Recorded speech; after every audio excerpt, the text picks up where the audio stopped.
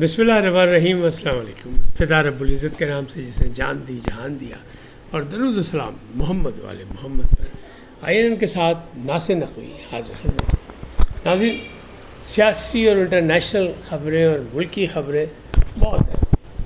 سیلاب کی بھی سطح جو ہے وہ بہتر ہوتی جا رہی ہے، اور سیلاب جو ہے وہ سندھ کی طرف جا چکا ہے، پنجاب سے ہوتا ہوا۔ لیکن اصل خبریں کچھ اور بھی ہیں، وہ بڑی اہم ہے۔ پاکستان کے حوالے سے، پاکستانیوں کے حوالے سے اس کی بات کریں گے۔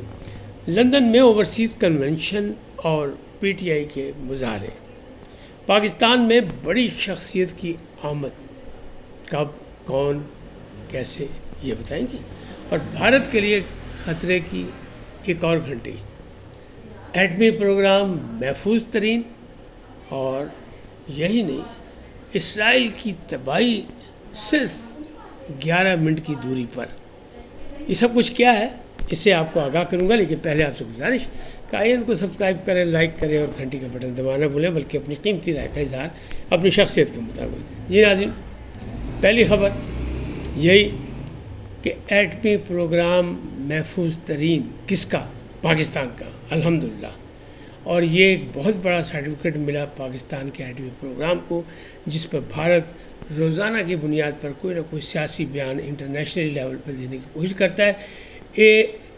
IAEA جو تنظیم ہے اس کی نگرانی کی، اس میں باقاعدہ پاکستان کی جانب سے ڈاکٹر راجہ علی انور گئے، وہاں گفتگو ہوئی اور وہاں پہ ساری بات چیت ہوئی، اور یہ باقاعدہ تمام چیزوں کو دیکھ کے پھر جواب دیتے ہیں۔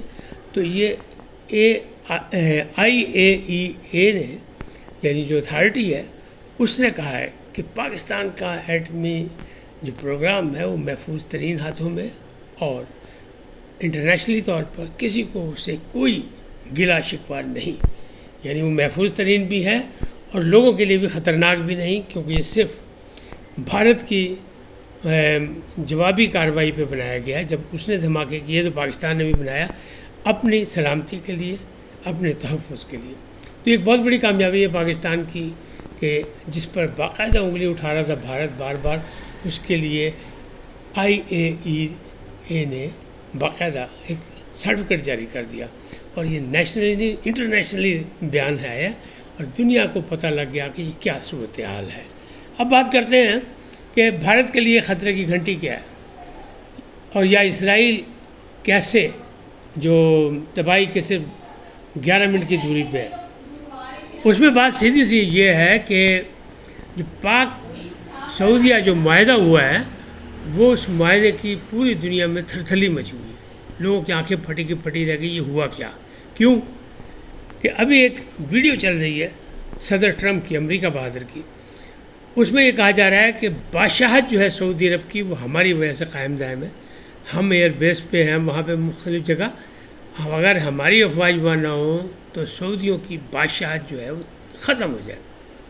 تو جناب اب مسئلہ یہ بنا کہ ایک ہے الجاف ایئر بیس، جہاں امریکہ کو کوئی تعلق نہیں، اس کا قبضہ اس معاہدے کے تحت باقاعدہ ہے تو رائل ملٹری کے پاس، لیکن اس میں سایہ داری پاکستان کی ہو گئی، اور پاکستان کو اس کی چیزیں سنبھالنے کی باقاعدہ اجازت دے دی گئی، اور پاکستان کے JF تھنڈر جو ہے، وہ جو 17 تھنڈر، وہ اور جو اہم میزائل ہیں وہ بھی وہاں پہنچا دیے گئے۔ یہ واحد ایئر بیس ہے جس پر امریکہ کا کوئی عمل دخل نہیں، لیکن رائل ملٹری کے پاس تھا یہ۔ اب اس کے لیے بھی ایک نیا یہ خطرہ پیدا ہو گیا اسرائیل کے لیے، کہ یہاں سے اسرائیل درمیان میں آتا ہے اردن کا کچھ حصہ، لیکن صرف جو JF تھنڈر ہے اس کے لیے، یا پاکستانی میزائلوں کے لیے صرف 10 سے 12 منٹ کا فاصلہ ہے، دوری ہے۔ تو اگر کوئی نئی حکمت عملی اسرائیل نے بنائی اور سعودیہ کو کوئی چیلنج کیا، تو پاکستان کا جو معاہدہ ہے پاک سعودی، اس میں طے ہے کہ تم پر حملہ، ہم پر حملہ، ہم پر حملہ، تم پر حملہ۔ لہٰذا اب تیار ہو جائے بھارت بھی اور اسرائیل بھی، جن کا گٹھ جوڑ ہے، کیونکہ ان کا بھی آپس میں معاہدہ ہے۔ اب سعودی عرب صرف وہاں نہیں، سعودی عرب جو ہماری طیارہ ساز جو کمپنی ہے ہماری، جہاں ہمارے طیارے ہم لوگ بناتے ہیں یہ سارا کچھ، اس میں بھی وہ حصہ ڈالنے کو تیار، سرمایہ کاری کرنے کو تیار. یعنی یہ بات آگے چلے گی، یہ پیچھے نہیں ہٹے گی. اور اس سے بڑی بات یہ ہے کہ ایک بڑی شخصیت جو پاکستان آ رہی ہے، یہ ستمبر کا مہینہ، اکتوبر نہیں، نومبر کے شروع میں یا نومبر کے آخر میں وہ شخصیت پاکستان کا دورہ کرے گی. یہ دورہ پرانا ڈیو ہے لیکن کچھ وجوہات کی وجہ سے نہیں ہوا. وہ شخصیت کون ہے جس کی وجہ سے ایک نئی دنیا میں ترتلی مچے گی، اور خاص طور پر بھارت اور اسرائیل کے لیے؟ وہ ہیں پرنس محمد بن سلمان. پہلے بھی ان کا دورہ ڈیو تھا شہباز شریف صاحب کے پرانے دور میں جب پی ڈی ایم کی حکومت تھی، لیکن وہ کچھ وجوہات سے نہیں آئے تھے، اور پھر وہ چلے گئے تھے انڈیا، یعنی بھارت چلے گئے تھے. تو بھارت میں بڑا شور مچا تھا کہ دیکھیں پاکستان کو اگنور کر دیا. لیکن اب بساط پلٹی جا چکی ہے، اب صورتحال بدل چکی ہے. اب وہ آ رہے ہیں پرنس محمد بن سلمان نومبر میں، اور وہ صرف سیر کرنے نہیں آ رہے اسلام آباد. یا بہت سے معاہدے کریں گے، سرمایہ کاری کے معاہدے کریں گے، بہت سی شعبہ جات میں معاہدے کریں گے، جس سے پاکستانی کی معیشت کو بہت فائدہ ہوگا. اور آپ کو پتہ ہے بھارتی معیشت تو ویسے ہی بیٹھ گئی ہے کہ وہ ٹرمپ صاحب پیچھے پڑ گئے، اور بقول اپنا شیر افضل مروت کہ جناب ان کی معیشت تو بڑھ گئی. بہرحال خوش نہیں ہونا چاہیے. اس لیے سمجھدار لوگ یہی کہتے ہیں کہ دشمن مرے تو خوشی نہ کریے، سجنا بھی مر جانا. تو یہ ایک حقیقت ہے، نظام قدرت ہے. اور کسی چیز کو بھی عروج جو ہے، عروج کو زوال بھی ہوتا ہے. تو آج ان کو زوال ہے، آج ہمیں زوال میں تھے، ہمیں عروج آ رہا ہے. تو اللہ خیر کرے، آگے بھی یہ سلسلہ قائم دائم رہے. اب بات کرتے ہیں کہ یہ جو لندن میں اوورسیز ہوا، اوورسیز کنونشن، اس کی کیا پوزیشن تھی؟ وہاں ایک ہیں اظہر جاوید صاحب، صحافی ہیں، بقول ان کے وہ 10-15 سال سے کام کر رہے ہیں. ان کا دعویٰ یہ ہے کہ جتنا بڑا یہ اوورسیز کنونشن ہوا اور جس انداز میں ہوا، ایسا ہم نے پہلے نہیں دیکھا، نہ ہی کسی وزیر اعظم کا اس طرح استقبال ہوا. اب یہ کیوں ہوا؟ یہ وہی تھا کہ وہ جو مار کے حق میں کامیابی ہوئی نا، اس کی وجہ سے. اور پھر لوگوں کا خیال تھا کہ اس کنونشن میں فیلڈ مارشل بھی آئیں گے. فیلڈ مارشل ساتھ گئے کہتے ہیں، لیکن اس وقت وہ مصروف تھے. اور بقول اظہر جاوید یہ اطلاع مل گئی تھی 6 دن پہلے کہ نہیں، وہ اس کنونشن میں خطاب نہیں کریں گے. تاہم وہ اس دورے میں وزیر اعظم کے ساتھ ہیں، لیکن کہیں مصروفیات ہوگی یا وہ لیٹ ہو گئے، کہیں اور پہلے انہیں کام لگایا گیا ہوگا، ذمہ داری لگائی گئی ہوگی، تو وہ اس میں ہو گئے. اب اس کنونشن کی تو کامیابی ہو گئی. وہ کہتے ہیں بہت بڑا کنونشن تھا اور ٹھیک ٹھاک کنونشن تھا، اور اس کے خلاف پی ٹی آئی نے باقاعدہ مظاہروں کا اعلان کیا ہوا تھا. تو کنونشن کے باہر بہت بڑا انہوں نے مظاہرہ کیا، جبکہ 26,000 ممبران ہیں یو کے میں، یعنی اس کے پی ٹی آئی کے. لیکن اظہر جاوید بقول کہ وہاں کے صحافیوں کے بقول یہ ہے کہ جناب پورے 6 عدد افراد تھے مظاہرہ کرنے والے، اور ان کے خلاف مسلم لیگ نون کے لوگ بھی تھے، اور ان کی جھڑپیں بھی ہوئی، اور پولیس نے آ کر ان کو روکا بھی. اور ایک اور مظاہرہ جو ہوا وہ ہوا سفارت خانے کے باہر. تو وہاں کیا ہوا؟ ہائی کمیشن کے باہر. وہاں کوئی 25 سے 30 افراد تھے، اور وہ پہلے کا اعلان تھا، وہ تھا وہی اب وہ جو تھا نا مشن نور، جس کا باجا بج گیا، بینڈ بج گئی، کہ وہ تو قادیانوں کا ہے سب کچھ. مولانا حکیم نور الدین صاحب کا ایک مشن تھا یہ قادیانیوں کا، جو خلیفہ تھے ان کے غلام محمد مرزا کے.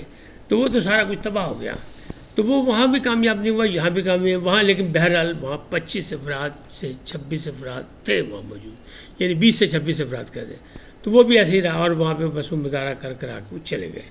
تو کنونشن کہتے ہیں بقول صحافی حضرات کہ باقاعدہ اچھا رہا، لیکن صحافیوں کی لڑائیاں وہاں بھی آپس میں ہوتی رہیں، جیسے یہاں پاکستان میں ہوتی، وہاں بھی کسی مسئلے مسائل پہ ہوتی رہی کہ یہ کیوں ہے، وہ کیوں ہے، یہ ہے، وہ ہے.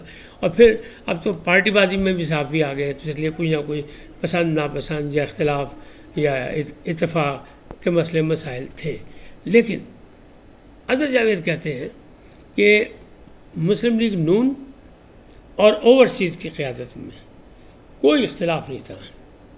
اوورسیز نے سارا انتظام ہال کے اندر کا کیا، اور مسلم لیگ کی قیادت جو تھی، مسلم لیگ نون لندن کی قیادت، اس نے ہال سے باہر کی، کہ زبردست ڈھول کی تھاپ پہ استقبال کیا گیا وزیر اعظم کا، اور پھر انہیں خطاب کیا، اور وزیر اعظم نے بھی کچھ 40 سے 45 منٹ وہاں خطاب کیا اور باقاعدہ اس میں جو مارکہ حق کی بات کی، اپنی کامیابی کی بات کی، بھارت کی بزدلی کی بات کی، بھارتی طیاروں کے گرانے کی بات کی، اور یہ سارے معاملات جو کھل کے انہوں نے بات کی، اور اس میں وہ بڑے جذباتی تھے بقول اظہر جاوید صاحب کہ وہ بڑے جذباتی تھے، باقاعدہ وہ اپنے صحیح رنگ میں ترنگ میں تھے، انہوں نے وہاں اشعار بھی پڑھے اور باقاعدہ ہاتھ بھی مارا ڈائس پہ، اور کئی دفعہ جناب انہوں نے وہاں کے اوورسیز سے داد حاصل کی، اور ان کا اوورسیز ہمارے متھے کا جھومر ہے، کوئی ایسی بات نہیں ہے، سر متھے پہ یہ پاکستان کے بڑے اہم لوگ ہیں اور ہم ان کا خیال کریں گے۔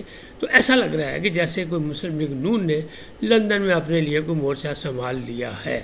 تو فی الحال اتنا ہی، پھر ملیں گے نئے موضوع کے ساتھ۔ جاتے جاتے آپ سے درخواست، آئیے ان کو سبسکرائب کریں، لائک کریں اور گھنٹی کا بٹن دبانا بھولیں۔